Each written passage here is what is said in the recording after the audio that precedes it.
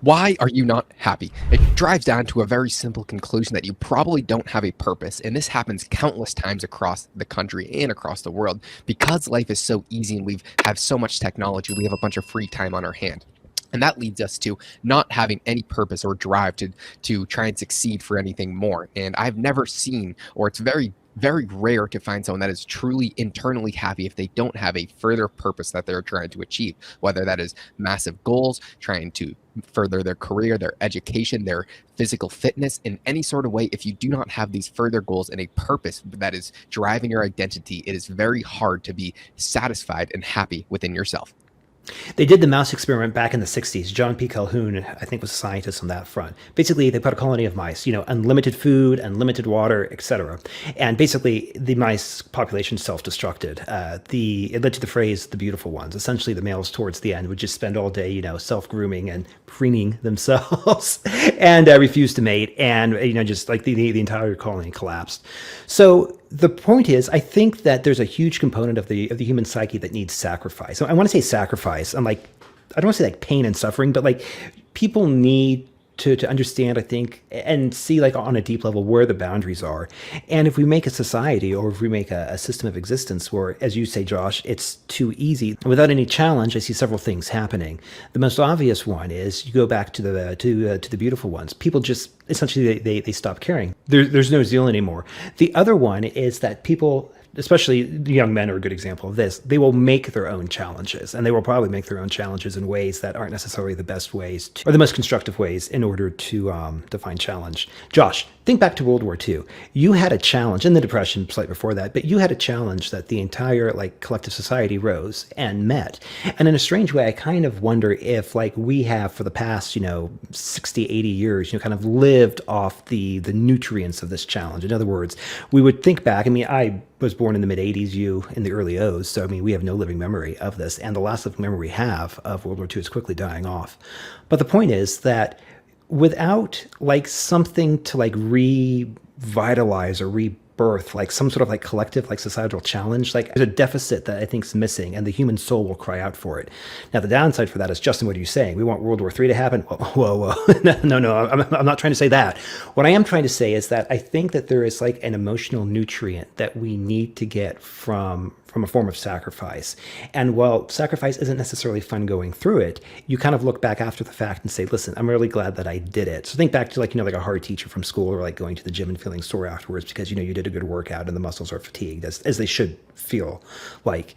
That's, I think, what we're missing. And all the ways that I look to from the past, these are all very expensive and very bloody ways in order to fill that void. And so I would hope that we can find some way of finding, this emotional nutrient without having to deal with some of the darker aspects of human history. When I was growing up, even just a few years ago, no one around me in my city was happy at all. And I thought that was just the way things were supposed to run. People would just go to college, they would get a job, they would get married, they would do the exact same thing every day. They would then go to the same Applebee's with the same friends from high school and just live a very standard, ordinary life for just the remainder of their days. And I thought that was just the way it was supposed to be. And I was like, well, you know what? Maybe this isn't too bad. That's just what humans are for. Until I realized that is what slaves did. I mean, quite literally how a slave population was created.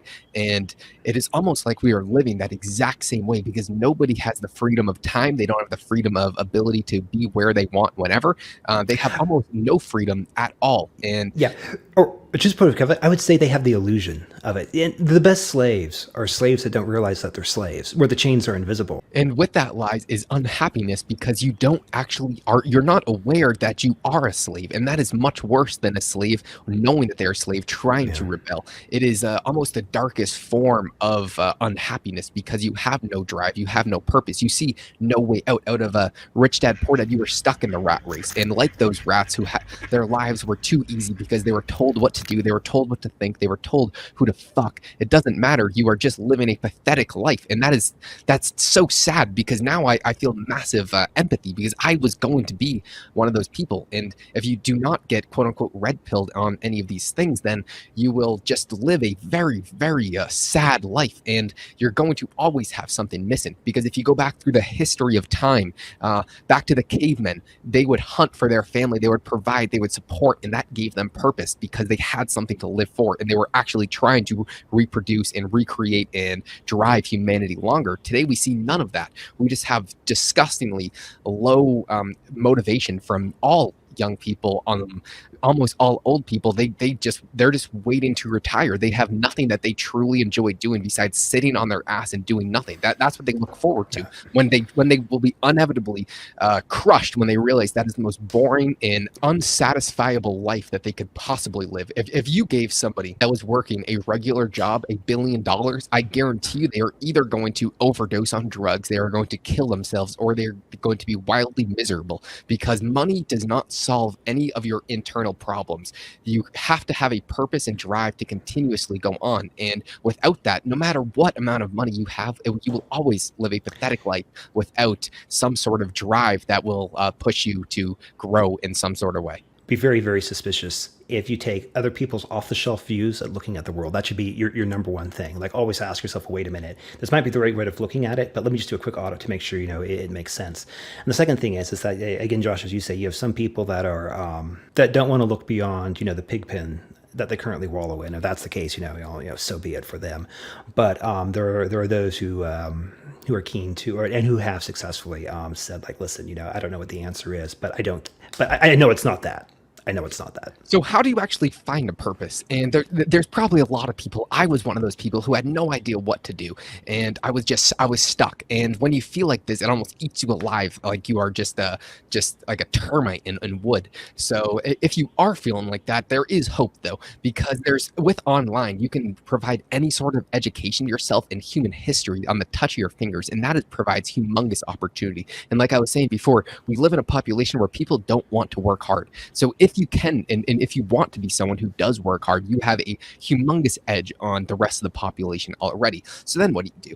You first need to find something that you enjoy, or first narrow down what you don't enjoy, because there's going to be hundreds of different things and millions of things that you could do and that could provide purpose to you and satisfaction to your lifestyle. It doesn't even have to be necessarily something that you absolutely love. For me, I didn't love macroeconomics, but it interested me enough to want to pursue it further, because I thought that I would have a better idea of what I want to do with my life if I did pursue it to a very high degree. And I did that, and it did provide me with further opportunities and a further purpose in life that I now know to reach for. So even if you don't know exactly where you want to be, just start working hard towards something. Maybe at first you realize you don't like that. Okay, try the next thing and the next thing and the next thing. You just have to throw a bunch of shit against the wall and see what sticks, because I guarantee you, if you try this with 5, 6, 10, 20 things, you will find something that you at least enjoy and you want to fail at and you want to grow towards. You need to be able to take some sort of risk. It just put yourself in opportunities that allow yourself to be lucky.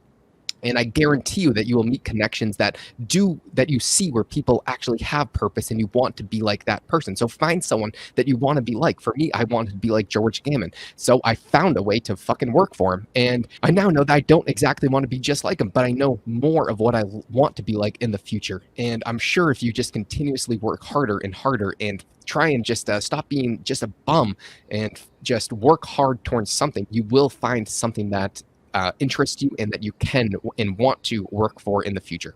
Josh, I think you said it really well. Even if you don't know what it is that you do want to do or seek purpose or whatever, right, you probably have a good idea of what it is that you don't want to do. So again, as I'm fond of saying, if you can't jump into the answer, maybe it's slightly easier to back into it.